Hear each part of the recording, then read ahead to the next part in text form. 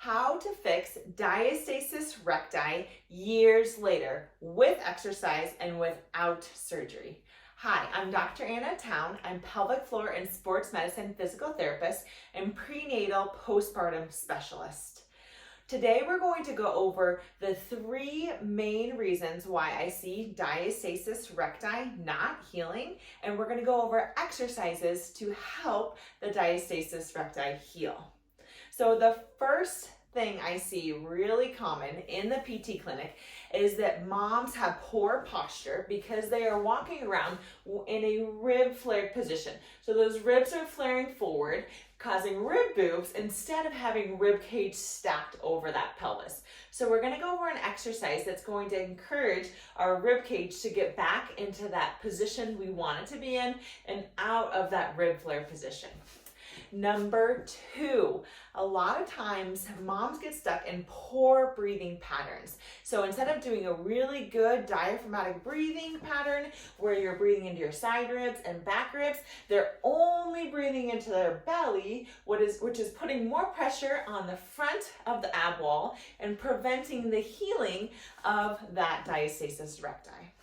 Number 3, a lot of times I see moms that have lost their brain muscle connection to the deep core, the transversus abdominis, as well as that muscle brain connection to all of the stabilizing muscles of the pelvis. So the side hips, the back hips, the obliques, even those inner thighs and back thighs. So we're going to go over an exercise that's going to get all of those muscles that stabilize the pelvis working again.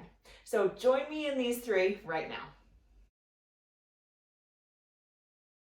First exercise, we are going to get that rib cage stacked in a good position and get out of that rib flare or rib boob position. So all you're going to need is a chair or something to put your feet up on, a ball or something to squeeze between those knees, and a balloon. So go ahead and start on your back with your feet up on the edge of that chair, and then you're going to put that ball in between your knees. The setup of this exercise is important, so you're just going to do a small pelvic tilt. So you're going to push your back down into the mat and just lift the tip of your tush up just a 1/2 inch. So your tailbone is just barely off of the mat, but your low back is down. In this position, I want you digging your heels so you feel the back of your thighs engaged, and then squeezing the ball gently so you feel your inner thighs engaged. In this position, I encourage having hands on your rib cage to see where those ribs are pointing. We don't want those ribs pointing up towards the ceiling. Instead, we want the ribs coming down towards the mat and down towards your hips. So let's do some really deep breaths here. Inhale through your nose. As you inhale, those ribs should expand, and then exhale through your mouth. So on exhale, those ribs should drop down towards the mat and down towards your hips. In order to get those ribs to move more on exhale, again, getting out of that rib flare position, I want you to go ahead and grab a balloon and put it in your mouth, and you're going to exhale into that balloon to get that rib cage to drop even further. So I want you to watch my rib cage and expand on inhale and then come down and in on exhale. All right, so in that same position, so I'm digging my heels, hamstrings on, inner thighs on. Inhale in through your nose, and then I'm going to exhale out into the balloon.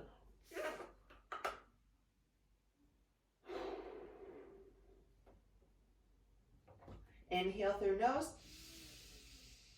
exhale out.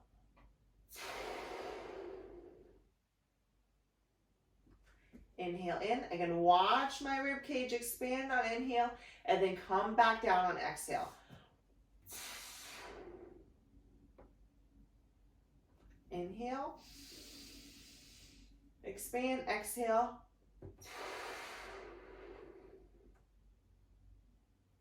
One more here. Focus on that exhale.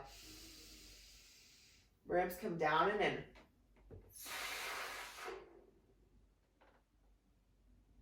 All right, come back down. So you can go ahead and let all of the air out, and I would repeat this 4 or 5 more times, doing 4 or 5 deep breaths.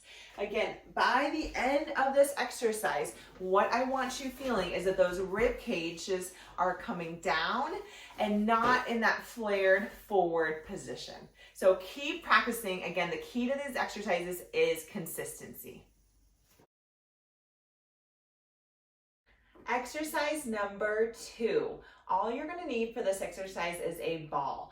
We're going to focus on getting that good diaphragmatic breath. So on inhale, I want you to envision a balloon where you breathe into every single part of that balloon. What I don't want to see is just inhaling and breathing into belly, because that is stretching out that abdominal wall while we are actually trying to get that abdominal wall to come back together. So it's important to learn how to breathe into our side ribs and our back ribs, which is exactly what we're going to go over in this exercise. So go ahead and join me with that ball between those knees, and you're going to be on your hands underneath your shoulders and your knees underneath your hips. In this position, you're going to inhale through your nose. On inhale, I want you to think about breathing into your sports bra or into your shoulder blade. So really big inhale, and then exhale through your mouth.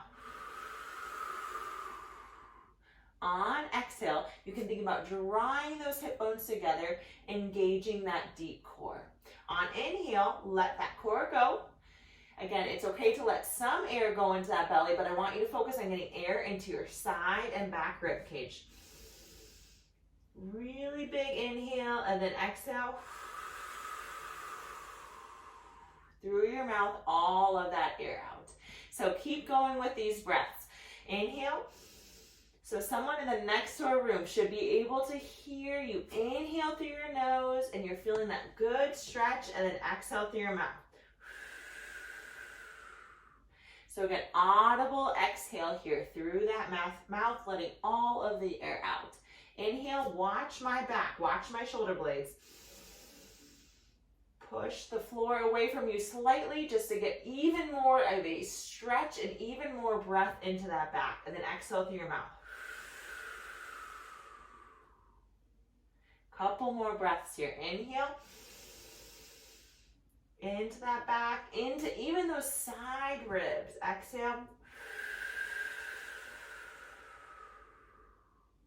All right, last one. You got it. Inhale.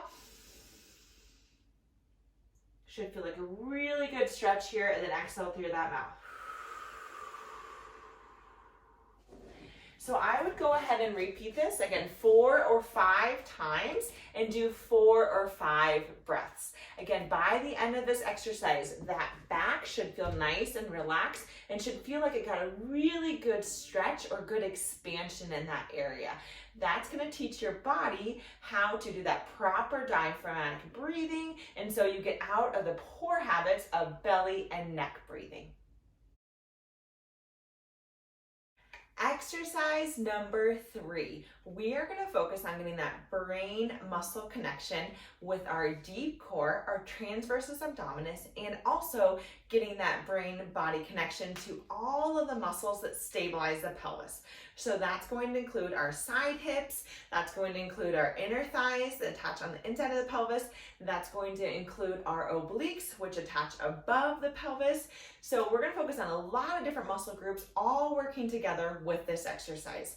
So what you're going to start in is going to be on your right elbow and your knees. So right elbow is going to be right underneath your shoulder, and then you're going to have your hips and knees at a 90-degree position.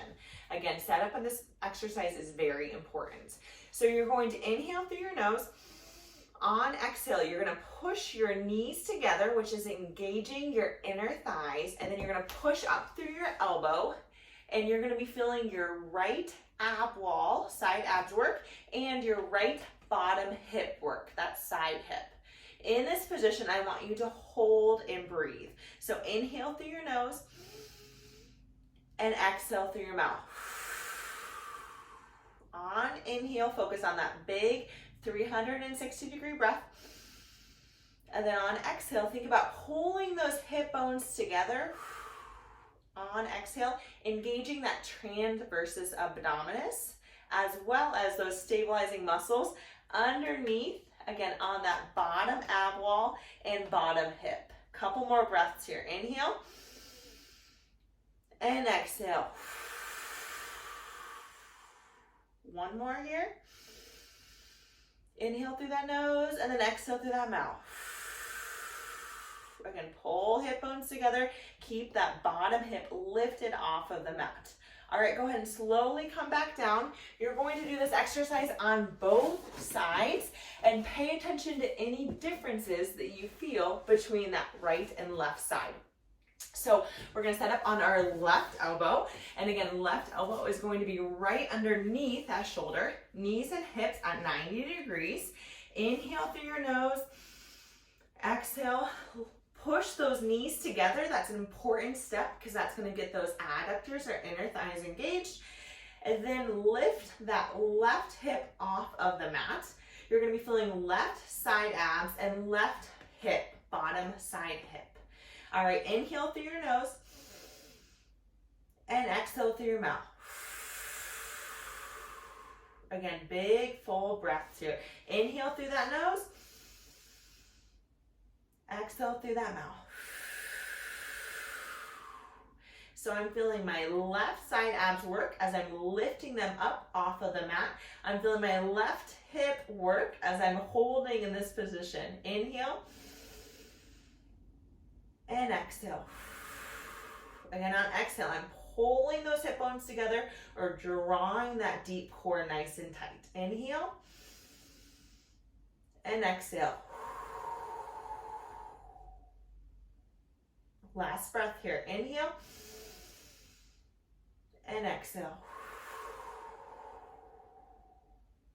So this one is very challenging if you get in that proper position to set up and if you do the breathing and activation properly. So make sure you're alternating sides. I would do 4 sets of 4 breaths on both sides, and then you should definitely be feeling in side abs, inner thighs, side hips, deep core. Again, we're targeting all of those muscles that we need to be firing in order to let that rectus abdominis, that diastasis recti, heal properly.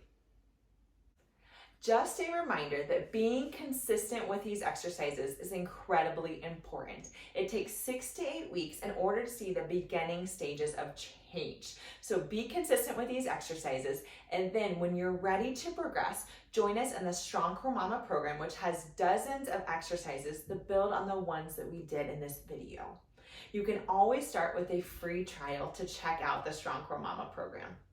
Also, make sure you follow along Strong Core Mama on Instagram for more exercises and education.